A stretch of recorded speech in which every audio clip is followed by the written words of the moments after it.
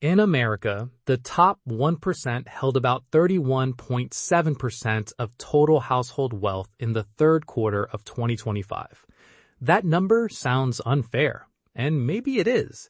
But today, we're not going to talk about luxury cars, private jets, or pretending to live like a billionaire.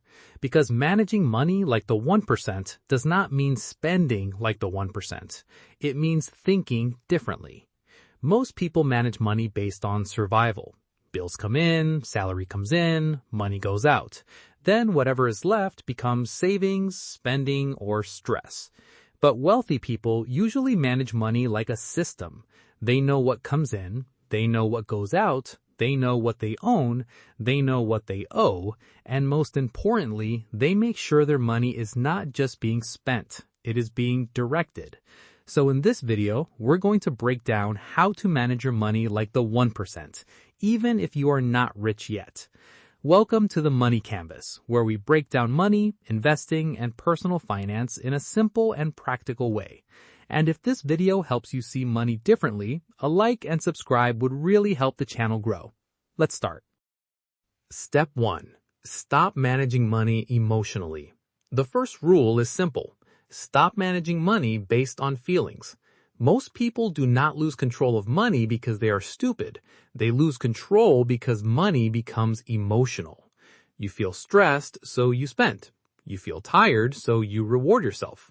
You feel behind, so you avoid checking your balance. You feel confident after payday, so you act like the money will last forever. Then 1 week later, you wonder where it went. The wealthy do not magically avoid emotions, but they usually build systems so emotions do not control every decision. That means your money needs a job before your mood gets involved. Before the month starts, decide how much goes to bills, how much goes to savings, how much goes to investments, how much can you spend without guilt. Because if you do not assign your money a purpose, your impulses will assign it for you. And usually, impulses are expensive. Think of it this way. A person earning $5,000 a month with no system can still feel broke, but a person earning less with a clear plan can slowly build stability. Income matters, but direction matters too. Money without direction disappears quietly. Step 2. Track net worth, not just salary. Most people ask, how much do I make? Wealthy people ask, how much do I keep, own, and grow? That is a different question. Your salary tells you your income, but your net worth tells you your financial direction. Net worth is simple. What you own minus what you owe. Your cash, investments, property, business value, and other assets, minus your loans, credit card balances, and other debts. This matters because some people look rich but are actually drowning.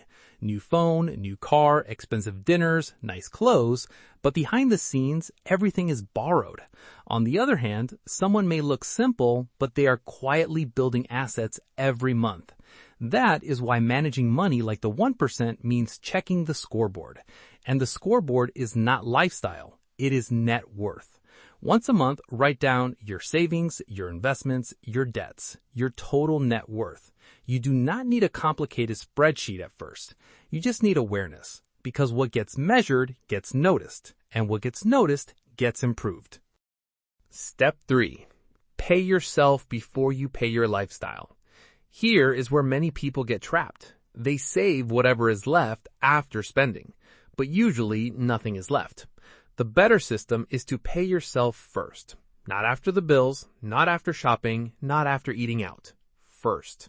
That does not mean you ignore responsibilities. It means the moment income comes in, a portion should already be assigned to your future.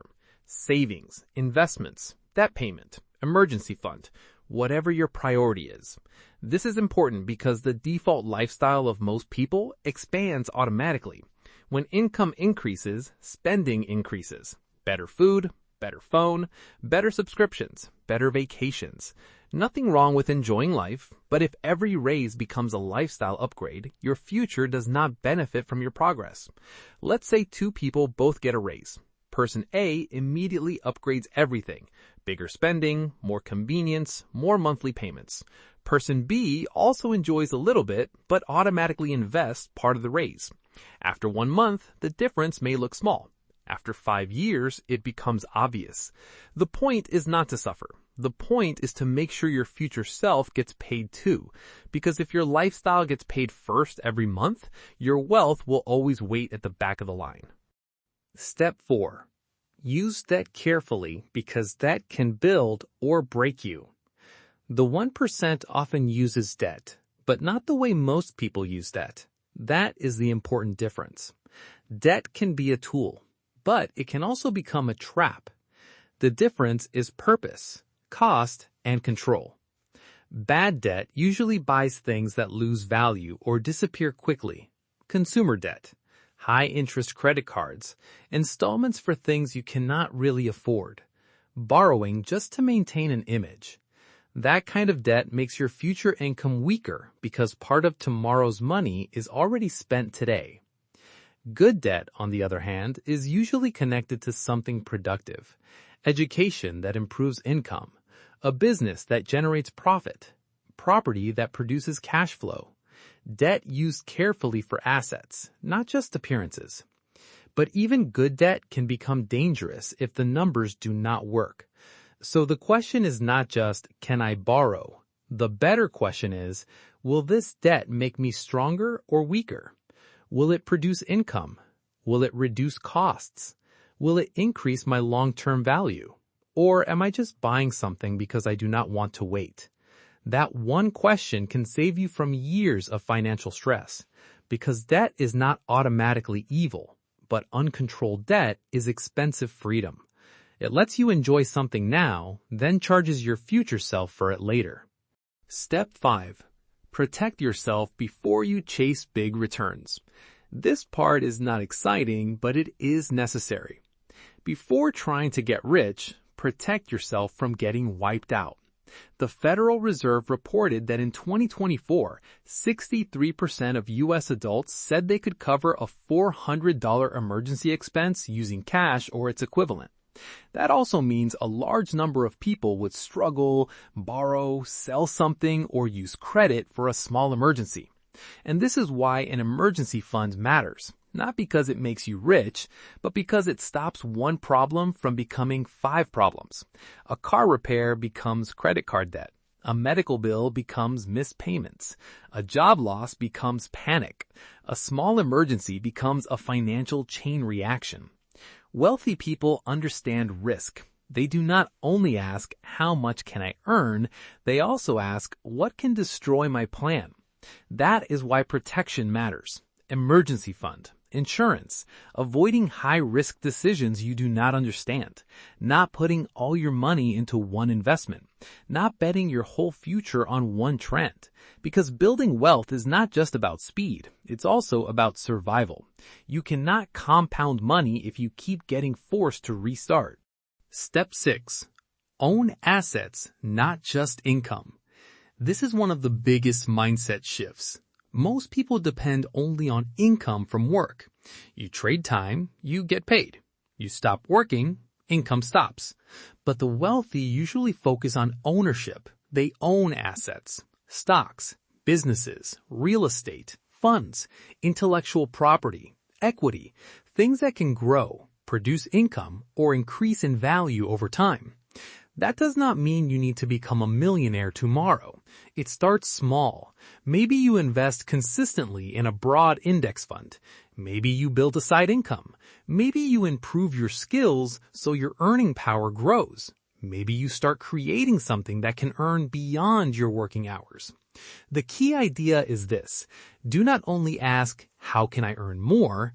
Ask, how can I own more? Because income pays your bills, but ownership builds wealth. That is why someone with a high salary can still feel trapped if everything depends on the next paycheck, and someone with modest income can slowly become financially strong if they keep buying assets, reducing bad debts, and increasing their earning power. The goal is not to look rich. The goal is to become more free. Managing your money like the 1% does not mean copying their lifestyle. It means copying the better parts of their system. Track your money, Measure your net worth. Pay your future self first. Use debt carefully. Protect yourself from emergencies and slowly build ownership. You do not need to be rich to start managing money better. In many cases, managing money better is how you start becoming financially stronger. The mistake is waiting until you have a lot of money before you become serious. But the truth is, you become serious first. Then the money has a better chance of growing. That is the real lesson. Do not manage your money just to survive the month. Manage it to build a future. If this helped you understand money in a simpler way, you can like, subscribe, and keep learning with the Money Canvas. Thank you.